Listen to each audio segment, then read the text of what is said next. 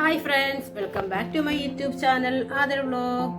ഇന്ന് നമ്മൾ ചെയ്യാൻ പോകുന്നത് വളരെ ടേസ്റ്റി ആയിട്ടുള്ള ഒരു ബിരിയാണിക്കൊക്കെ പറ്റിയ ഒരു അടിപൊളി ഒരു മധുരത്തിലുള്ള ഒരു അച്ചാറാണ്.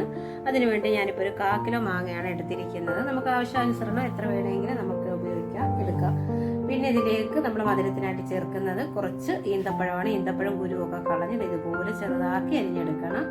അത് കഴിയുമ്പോൾ പിന്നെ നമ്മൾ എടുക്കുന്ന മധുരത്തിനായിട്ട് ചേർക്കാനായിട്ട് ഉദ്ദേശിക്കുന്നത് പൈനാപ്പിളാണ്. പിന്നെ നമുക്ക് ഇതിനകത്ത് വേണമെങ്കിൽ നാരങ്ങയും നമുക്ക് ചേർക്കാം. ഇപ്പം ഞാൻ നാരങ്ങ എടുക്കുന്നില്ല, ഇത്ര എടുക്കുന്നുള്ളൂ. പിന്നെ വെളുത്തുള്ളി, ഇഞ്ചിയും പച്ചമുളകും ചെറുതാക്കി അരിഞ്ഞതും കുറച്ച് കറിവേപ്പിലയാണ് എടുത്തിരിക്കുന്നത്. അപ്പോൾ ഇത് തയ്യാറാക്കാൻ വേണ്ടി നമുക്ക് അടുപ്പിലേക്ക് ഒരു ചട്ടി വെക്കാം. ചട്ടി നന്നായിട്ട് ചൂടായതിനു ശേഷം നമുക്ക് കുറച്ച് വെളിച്ചെണ്ണയാണ് ഉപയോഗിക്കുന്നത്. ഞാനിപ്പോൾ നാടൻ വെളിച്ചെണ്ണയാണ്. നമുക്കിപ്പോൾ നല്ലെണ്ണയാണെങ്കിലും ഉപയോഗിക്കാം. ഇപ്പോൾ കുറച്ച് എടുക്കുന്നത് ഉള്ളതുകൊണ്ടാണ് ഞാനിപ്പോൾ വെളിച്ചെണ്ണ തന്നെ എടുക്കുന്നത്. അപ്പോൾ എണ്ണ നന്നായിട്ട് ചൂടായി വന്നു കഴിയുമ്പോഴത്തേക്ക് നമുക്കിതിലേക്ക് കുറച്ച് കടുകാണ് ഇട്ട് കൊടുക്കുന്നത്. കടുക് നന്നായിട്ട് പൊട്ടാറായി വരുമ്പോഴത്തേക്ക് കുറച്ച് ഉലുവായും കൂടെ ഇട്ട് ഇത് രണ്ടും നന്നായിട്ട് പൊട്ടി വരണം.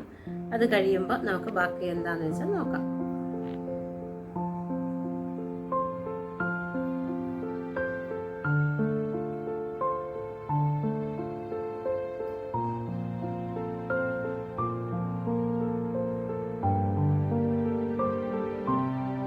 അത് കഴിയുമ്പോഴത്തേക്ക് നമ്മൾ അരിഞ്ഞ് വെച്ചിരിക്കുന്ന വെളുത്തുള്ളി, ഇഞ്ചിയും പച്ചമുളകും കറിവേപ്പിലയും കൂടെ ഇട്ട് നന്നായിട്ട് മൂപ്പിച്ചെടുക്കണം. ഇത് എണ്ണ നന്നായിട്ട് ചൂടായി കിടക്കുന്നതുകൊണ്ട് പെട്ടെന്ന് തന്നെ ഇത് മൂത്ത് കിട്ടും. പിന്നെ ഇതിലേക്ക് നമുക്ക് കുറച്ച് മഞ്ഞപ്പൊടിയാണ് ചേർക്കുന്നത്. മഞ്ഞപ്പൊടിയും കൂടെ നന്നായിട്ട് ഇത്തിരി കൂടുതൽ മഞ്ഞപ്പൊടിയാണ് ഞാനിപ്പോൾ ഇതിനെടുക്കുന്നത്. അച്ചാറിനൊക്കെ നമുക്ക് ഇച്ചിരി മഞ്ഞപ്പൊടി കൂടുതൽ ഇടുവാണെങ്കിൽ ഒരു പ്രത്യേക ടേസ്റ്റ് ആയിരിക്കും. ഇതിൻ്റെ പച്ചമുളകൊക്കെ മാറിക്കഴിയുമ്പോഴത്തേക്ക് നല്ല കാശ്മീരി മുളക് പൊടി, അത് എരിവില്ലാത്ത നല്ല കളറുള്ള ഒരു മുളക് പൊടിയാണ് ഞാൻ ചേർക്കുന്നത്. ഒരു 2-3 സ്പൂണ് നമ്മൾ എടുക്കുന്ന അളവിനനുസരിച്ച്, മാങ്ങയുടെയൊക്കെ അളവനുസരിച്ചാണ് നമ്മളിപ്പം മുളക് പൊടിയൊക്കെ ചേർക്കുന്നത്.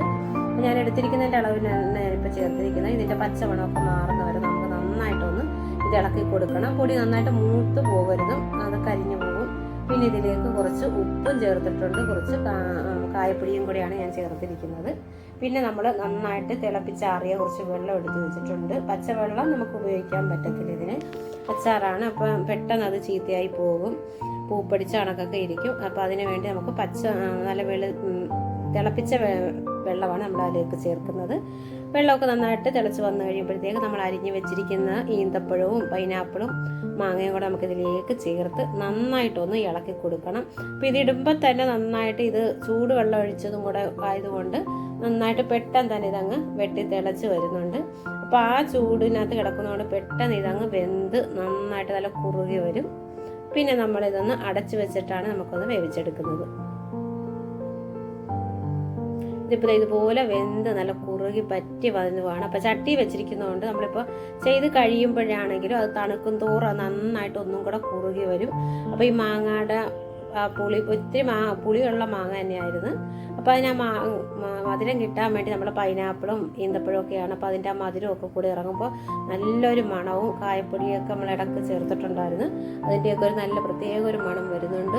എരിവും ഉണ്ട്, എന്നെങ്കിൽ നല്ല മധുരവും ഉള്ളൊരു നല്ല അടിപൊളി ടേസ്റ്റി ആയിട്ടുള്ളൊരു അച്ചാറാണ്. അപ്പോൾ ഇതുപോലെ എല്ലാവരും ഒന്ന് ട്രൈ ചെയ്ത് നോക്കണം. ഇത്രവേ ഉള്ളൂ, വളരെ പെട്ടെന്ന് തന്നെ നമുക്ക് തയ്യാറാക്കാൻ പറ്റിയതാണ്. അപ്പോൾ എൻ്റെ വീഡിയോ ഇഷ്ടപ്പെട്ടെങ്കിൽ ലൈക്ക് ചെയ്യുക, ഷെയർ ചെയ്യുക, കമൻറ്റ് ചെയ്യുക. സബ്സ്ക്രൈബ് ചെയ്യാത്തവരാണെങ്കിൽ ഒന്ന് സബ്സ്ക്രൈബ് ചെയ്തിരിക്കുക.